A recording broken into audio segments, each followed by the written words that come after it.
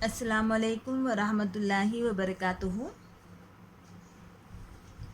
नज़म नंबर 3 अल-क़मरू की तमरीन में आपका खैर मक़दम है। उम्मीद है कि पहले जो नज़म का तर्जुमा किया गया था वो समझ में आ चुका होगा। अब हम तमरीन देखते हैं। पहला सवाल है तमरीन का, अकमिलिन नशाताती तालियती, कंप्लीट द फॉलोइंग एक्टिविटीज़। तो सवाल नंबर 1 में 4 सवाल दिए गए हैं, उसका तर्जुमा हम आपको बताते हैं। इसके जवाबात आपको उर्दू, इंग्लिश या अरबी में लिखना है। एक बात अच्छे से ध्यान में रख लीजिए कि एग्ज़ाम में आप सवालात के जवाबात उर्दू और इंग्लिश में लिख सकते हैं, जो निहायत आसान है, लेकिन उसके लिए शर्त यह है कि सवाल आपके समझ में आना चाहिए। अगर सवाल का तर्जुमा आपके समझ में अगर आ रहा तो फिर आप जवाबात अरबी और इंग्लिश में आसानी से लिख सकते हैं। तो पहला सवाल है, मन अनारल गाबा वल जिबाला। मन कहते हैं कौन को, हुरूफ इस्तिफाम है। मन के मायने है कौन। नारा अनारा रोशन करता है। गाबा वल जिबाला जंगलों और पहाड़ों को कौन रोशन करता है। जाहिर है सवाल समझ में आने के बाद जवाब बहुत आसान है। जवाब रहेगा कि चांद जंगल और पहाड़ों को रोशन करता है। मन अनारल गाबा वल जिबाला, who gives the light to the forest and mountains. Answer रहेगा the moon gives the light to the forest and mountains. दूसरा सवाल है, उक्तुब मा खाल शायरू लिल बदरी। शायर बदर यानी बदर कामिल को क्या कहता है, लिखिए। शायर बदर कामिल को या चांद को क्या कहता है, लिखिए। What does the poet says to the moon. तो इसका जवाब रहेगा कि शायर चांद को कहता है कि हम तेरी मदद से महीनों की गिनती करते हैं। हम तेरी मदद से महीनों की गिनती करते हैं। The poet says to the moon, with the help of you we count the months। तीसरा सवाल है, उक्तुब सिफातिल हिलाली। हिलाल नए चांद को कहते हैं। नए चांद की सिफात क्या हैं, उसकी अहम बातें क्या है। What are the qualities of crescent और न्यू मून। ये यहाँ लिखा हुआ है, देखिए। मुनहनी नाहिलुन सगीरुन। हिलाल की खासियत ये होती है कि वो बारीक, खमदार और छोटा सा होता है। हिलाल की खासियत ये होती है कि वो बारीक, खमदार और छोटा सा होता है। द क्रेसेंट मून और the new moon is curved, thin and very small, और बहुत ही छोटा होता है। उक्तुब मा खाल शायरू अनि शुक्री। शायर शुक्र अदा करने के बारे में क्या कहता है। The last lines of the poem. What does the poet says about being grateful। The poet says that, O moon, be grateful to the sun as we are grateful to you, because being a grateful is the virtue of pious person. शायर कहता है, ए चांद तू सूरज का शुक्र अदा कर, जैसा कि हम तेरा शुक्र अदा करते हैं, क्योंकि शुक्र अदा करना ये नेक बंदों की सिफत होती है। ठीक है। अब सवाल नंबर 2 है, अकमीलुल अबियाती तालियती मंदजज़ेल अशार को मुकम्मल कीजिए। यहाँ शेर की एक लाइन दी हुई है, आपको दूसरी लाइन लिखकर उसको कंप्लीट करना है। जैसा पहला है, यायुहल बदरू अरसिल नूरा वमलई। पहली लाइन है, हाजिहिल अर्जा बहजतम व सुरूरा। नज़म आपके सामने मौजूद रहेगी, उसको देखते हुए ये कंप्लीट करना मुश्किल नहीं है। तीसरा सवाल है, फिल इन द ब्लैंक्स, खाली जगह पुर कीजिए। यहाँ पे आपको ब्रैकेट में 4 लफ्ज़ दिए हुए हैं और यहाँ पे 4 खाली जगह दी हुई है, तो ये भी नज़म को देखते हुए कंप्लीट करना मुश्किल नहीं है। पहला फिल इन द ब्लैंक्स है, हाजिहिल अर्जा बहजतम व सुरूरा। पहली खाली जगह में आएगा सुरूरा।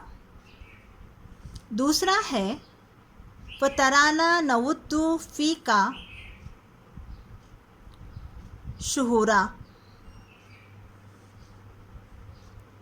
कुल्ला योमिन वंता तज़दादु नूरा, हर दिन तेरा नूर बढ़ता जाता है। और चौथा है, क़द वजदना खैरुल इबादी शुकुरा, हमने पाया कि नेक बंदे शुक्रगुजार होते हैं। ठीक है। Now see the exercise number 4, अकमीली शफ़क़ती तालियती दर्जज़ेल खाका मुकम्मल कीजिए। तो खाके में जो सेंटर है उसमें दिया हुआ है ख़मर, मून। तो हमको मालूम है चाँद की 2 शक्लें होती हैं, एक हिलाल और दूसरा बदर, क्रिसेंट एंड फुल मून, हिलाल और बदरे कामिल। उसके बाद फिर उन्होंने 3 खाली जगह दी हुई है। हिलाल की 3 सिफ़ात आपको लिखना है और बदर के 2 सिफ़ात आपको लिखना है। तो हिलाल के 3 सिफ़ात कौन कौन से हैं कि हिलाल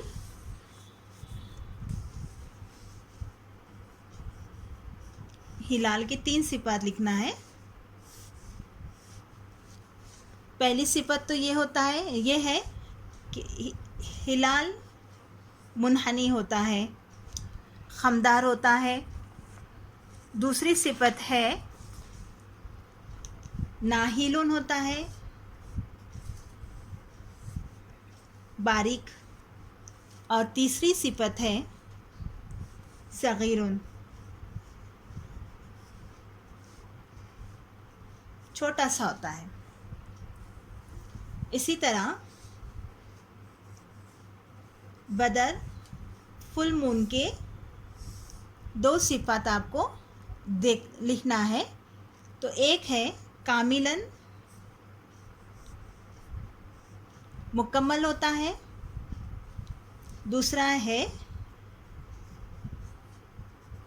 मुस्तदिरन, गोल होता है। मुस्तदिरन गोल होता है। यहाँ पे क्या आएगा, मुनहनी, नाहिलुन, सगीरुन, और यहाँ कामिल और मुस्तदिर। ठीक है। उसके बाद सवाल नंबर 6 है, मुअम्मा हल कीजिए, कंप्लीट द क्रॉसवर्ड। पहला क्रॉसवर्ड कुछ इस तरह दिया हुआ है,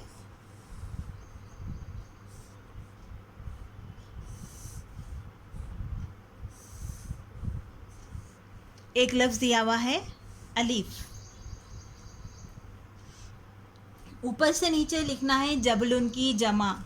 जबलुन कहते हैं पहाड़ को, तो उसकी जमा लिखना है। तो उसकी जमा है जिबालुन। तो पहले इसमें क्या आएगा, जीम, दूसरे में बे, अलिफ पहले से मौजूद है, और लास्ट के खाने में आएगा लाम, जिबालुन। दूसरा है दाएं से बाएं, अब्दुन की जमा, अब्दुन की जमा है इबादुन। पहले खाने में आएगा आइन, सॉरी ये दो खाने ही हैं यहाँ पे।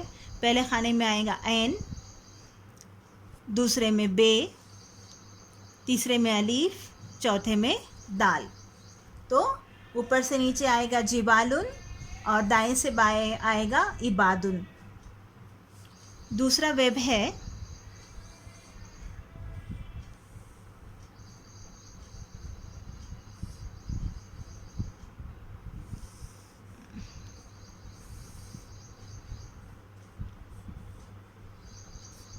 इसमें छोटा ये दिया हुआ है, ऊपर से नीचे लिखना है कसीरुन की ज़िद। कसीरुन कहते हैं ज़्यादा को, तो खलीलुन। तो यहाँ पे खाफ आएगा, फिर लाम ये मौजूद है, और यहाँ पे भी लाम आएगा। दूसरा है दाएं से बाएं, कबीरुन की ज़िद। कबीरुन बड़ा, सगीरुन छोटा। तो यहाँ पे स्वाद, गैन, ये और रे। यहाँ पे खलीलुन और दाएं से बाएं सगीरुन। ठीक है। अब सवाल नंबर 6 है, खाली जगह, ये जोड़ियाँ लगाइए, मैच द फॉलोइंग। ये नज़म में देख के आप मुकम्मल कर सकते हैं। उसके बाद है नकरा और मारिफा अलग करके लिखिए। डेफिनेट नाउन और इनडेफिनेट नाउन को अलग अलग करके लिखना है। मारिफा कहते हैं प्रॉपर नाउन को, और नकरा कहते हैं कॉमन नाउन को। तो अरबी में नकरा और मारिफा में पहचान ये है कि अलिफ लाम लगाने से मारिफा नकेरा बन जाता है। तो नीचे आपको 2 कॉलम बनाना है, नकरा का एक और मारिफा का एक। ठीक है। अब यहाँ पे देखिए, पहला लफ्ज़ है बदर, इस तरह कॉलम बना लीजिए आप।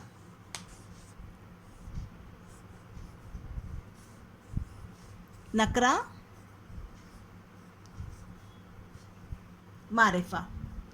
अब इसको है तो सॉर्ट आउट करके लिख दीजिए। बदर मुकम्मल चांद को कहते हैं, प्रॉपर नाउन है, तो इसको हम लिखेंगे मारिफा में बदर।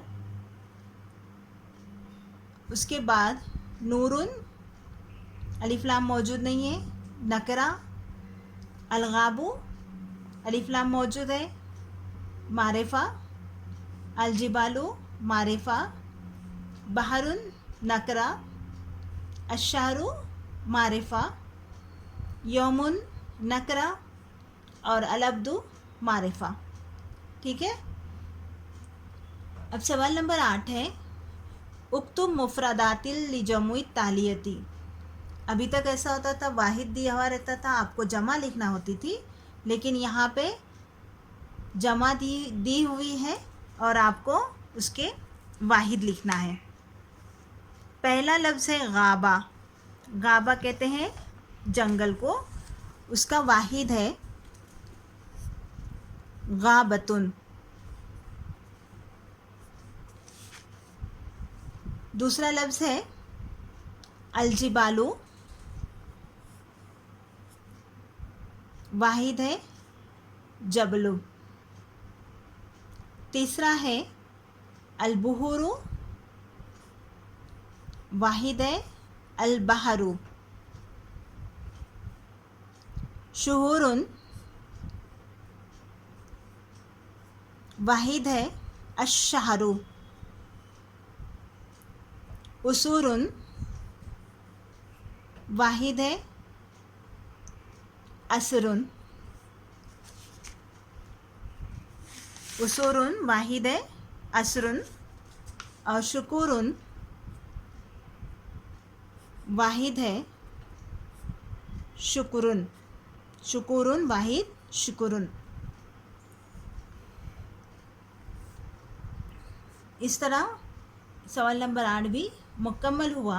अब सवाल नंबर 9 है, दर्जज़ेल अनवान पर अरबी में कम से कम 10 जुमलों में मुश्तमिल मज़मून लिखिए और टॉपिक दिया हुआ है अश-शम्सु। इंशाल्लाह हम उसको नेक्स्ट लेक्चर में कंप्लीट करेंगे। ठीक है, यहाँ तक देखिए, रिवीजन करिए।